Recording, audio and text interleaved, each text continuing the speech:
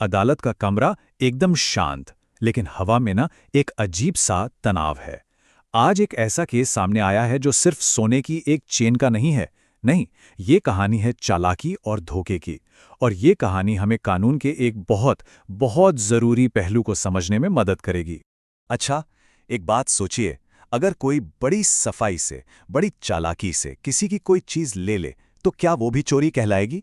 मतलब होशियारी से किया गया काम, क्या वो भी कानून की आंखों में एक गुनाह है? चलिए, आज इसी सवाल का जवाब ढूंढते हैं इस पूरी कहानी के जरिए।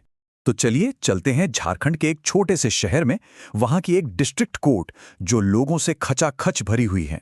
सब लोग वहां जमा हैं, बस न्याय की एक उम्मीद लेकर। लेकिन अदालत में इतनी भीड़ क्यों है? भाई, बात ही कुछ ऐसी है। मामला है धोखे और बेईमानी का।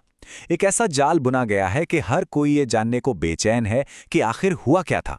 और सबसे बड़ा सवाल, इंसाफ का तराजू अब किस तरफ झुकेगा? और उसी भीड़ के बीच में एक खास इंसान भी मौजूद हैं, द डास। लोग उन्हें कानून का सरल अनुवादक कहते हैं। मतलब जो मुश्किल से मुश्किल कानूनी बातों को भी एकदम आसान भाषा में समझा देते हैं। और आज वो यहाँ इसलिए हैं ताकि हम सब मिलकर इस उलझे हुए केस को सुलझा सकें। पर अदालत की कार्यवाही समझने से पहले थोड़ा पीछे चलते हैं, उस दिन जब इस पूरी कहानी की शुरुआत हुई थी। सीन है शहर के मेन मार्केट का। यहाँ नरेश जी की सोने चांदी की एक दुकान है। एक दिन उनकी दुकान में एक नौजवान दाखिल होता है जिसका नाम है विक्रम। विक्रम दुकान के अंदर आता है और बड़े भरोसे के साथ कहता है, मुझे एक सोने की चेन खरीदनी है। आवाज में तो पूरा कॉन्फिडेंस था, पर सवाल यह है कि क्या उसका इरादा भी उतना ही साफ था? तो नरेश जी उसे एक से एक बेहतरीन चेन दिखाते हैं। विक्रम उनमें से एक महंगी चेन पसंद करता है और फिर वो बातों का ऐसा सिलसिला शुरू करता है कि नरेश जी का ध्यान पूरी तरह भटक जाता है। और बस इसी मौके का फायदा उठाकर वो कीमती चेन चुपके से अपनी जेब में, और मैं बस पैसे लेकर आता हूं कहकर वहां से 9-2-11 हो जाता है। थोड़ी देर बाद नरेश जी को कुछ खटकता है। उनका माथा ठनकता है कि कुछ तो गड़बड़ है। वो फौरन सीसीटीवी फुटेज चेक करते हैं और जो स्क्रीन पर देखते हैं उसे देखकर तो उनके पैरों तले जमीन खिसक जाती है। विक्रम साफ साफ चेन चुराते हुए कैमरे में कैद हो गया था। नरेश जी एक मिनट भी नहीं गंवाते, सीधा पुलिस स्टेशन पहुंचते हैं। कंप्लेंट फाइल होती है, पुलिस भी एक्शन में आती है और विक्रम को गिरफ्तार कर लिया जाता है। और बस यहीं से ये मामला पहुंच जाता है अदालत के दरवाजे पर। तो अब हम वापस आ गए हैं अदालत के उसी सीन पर। कहानी तो अब हम सबको पता है, पर अब आता है सबसे बड़ा सवाल। इस तरह की धोखेबाजी और चालाकी पर हमारा कानून आखिर कहता क्या है? कटघरे में खड़े नरेश जज साहब के सामने अपनी बात रखते हैं। वो कहते हैं, सर, विक्रम ने जानबूझकर मुझे धोखा दिया और मेरी दुकान से सोने की चेन चुरा ली।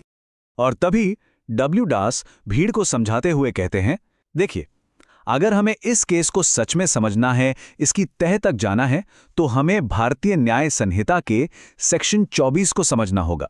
यही वो सेक्शन है जो बताता है कि बेईमानी का असली मतलब क्या होता है। तो ये है वो चाबी जो इस पूरे केस का ताला खोलेगी। सेक्शन 24 जो हमें ये समझाएगा कि कानूनी भाषा में बेईमानी या डिसऑनेस्टी आखिर होती क्या है। कानून कहता है, बेईमानी का मतलब है जब कोई इंसान कोई काम इस इरादे से, इस इंटेंशन से करता है कि किसी एक को गलत तरीके से फायदा पहुंचे या फिर किसी दूसरे को गलत तरीके से नुकसान हो। यहां जो सबसे जरूरी शब्द है ना, वो है इरादा।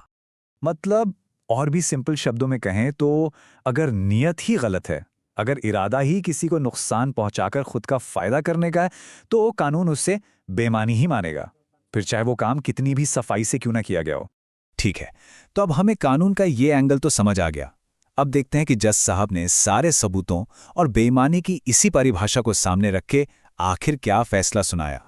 सारे सबूत, गवाहों के बयान और सबसे बड़ा सबूत वो सीसीटीवी फुटेज, इन सबको परखने के बाद जज साहब इस नतीजे पर पहुंचते हैं कि विक्रम का इरादा शुरू से ही बेईमानी का था।